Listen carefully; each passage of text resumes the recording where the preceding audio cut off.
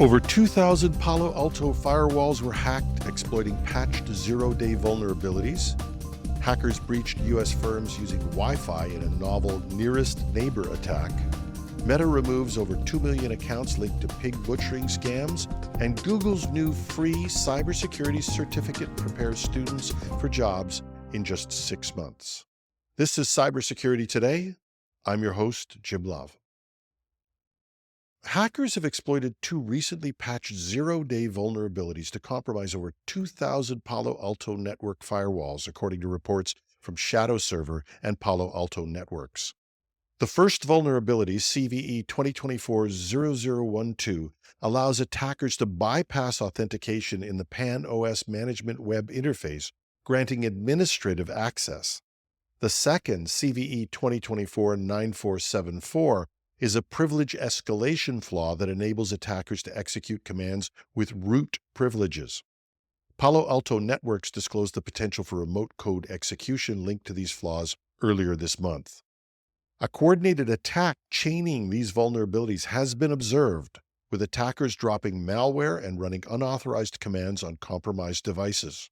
According to Palo Alto Networks, many of the attacks originated from IP addresses associated with anonymous VPN services.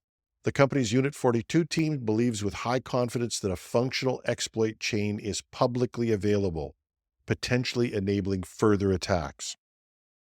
Earlier this year, the company had also issued a patch for another maximum severity and actively exploited PAN-OS firewall vulnerability, CVE 2024-3400, that impacted over 82,000 devices.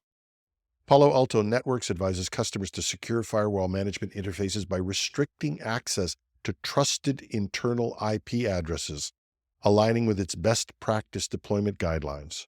Risk of these issues are greatly reduced if you secure access to the management web interface by restricting access to only trusted internal IP addresses, was what the company said in their post. While Palo Alto Networks estimates a very small number of devices are affected, Shadow Server has tracked over 2,700 vulnerable firewalls, with approximately 2,000 confirmed as compromised. The U.S. Cybersecurity and Infrastructure Security Agency, CISA, has added these vulnerabilities to its known exploited vulnerabilities catalog, requiring federal agencies to patch their firewalls by December 9th. Russian state-sponsored hackers known as Apt28 or Fancy Bear pulled off a highly creative cyber attack exploiting Wi-Fi networks from thousands of miles away. This new tactic, dubbed the nearest neighbor attack, combined cunning strategy with technical precision to breach a U.S. firm involved in Ukraine-related work. Here's how it unfolded. Using a technique called password spraying, they gained access to credentials to a target company's Wi-Fi network. But there was a catch. While multi-factor authentication blocked them from using those credentials over the internet, the target's Wi-Fi didn't require MFA for access. And thousands of miles away, this could have been a dead end. But the attackers got innovative.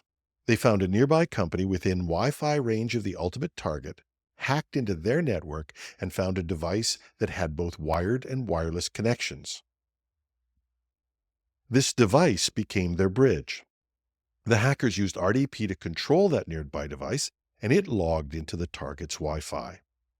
Once inside the target's network, the hackers were able to maintain a low profile by relying on native Windows tools, and they were able to successfully exfiltrate data they were looking for, in this case, information about projects related to Ukraine.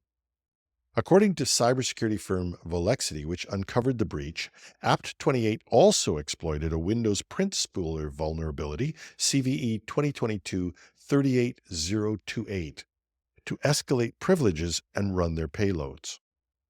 This vulnerability was identified in April 2024 in a Microsoft report, which helped connect the dots to the Russian threat group. What makes this attack remarkable is its ingenuity.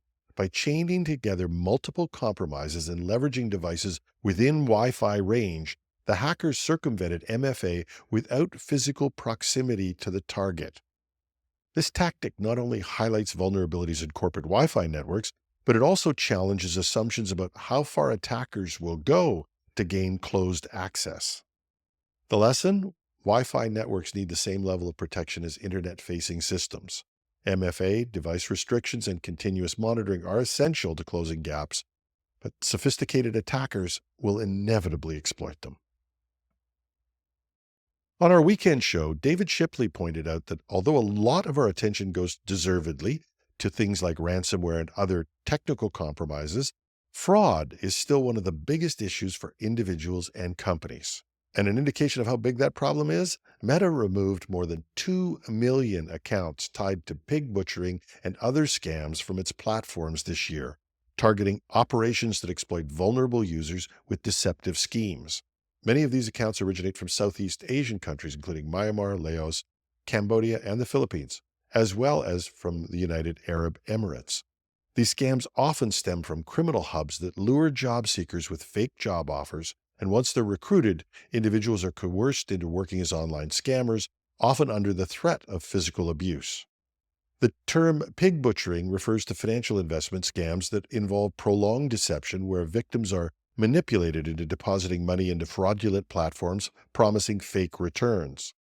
The FBI's 2023 Internet Crime Report highlights the scale of the problem, noting a 38% rise in investment fraud losses, reaching $4.5 billion in 2023. These scams use tactics like spray and pray, where scammers send generic messages to a large number of users in hopes of finding victims. Those who respond are drawn into a web of deceit involving fake investment platforms and falsified returns, and withdrawals, of course, are nearly impossible. Meta advises users to stay vigilant, use two-factor authentication, selfie verification to secure stolen accounts, and of course, treating unsolicited communications with caution. And while many of these companies rob individuals and not companies, we need to remember that any employee who's compromised and in financial distress due to a fraud is an issue that affects us corporately as well. And of course, some of these frauds directly attack companies.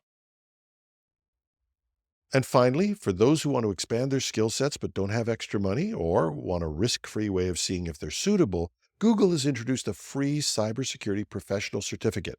It's designed to prepare students for entry-level roles in cybersecurity, with or without a degree. It's offered through Coursera, and the program features 8 courses that can be completed in 6 months. The certificate program teaches key skills, including identifying and mitigating cyber risks, using security information and event management (SIEM) tools, and protecting networks and data. Students also gain hands-on experience with Python, Linux, and SQL. A new addition to the program includes 6 videos on applying artificial intelligence in cybersecurity, covering topics such as detecting vulnerabilities and prioritizing alerts. Students can take the course for free, but if they want a certificate, they can get the course for $49 a month after a 7-day free trial.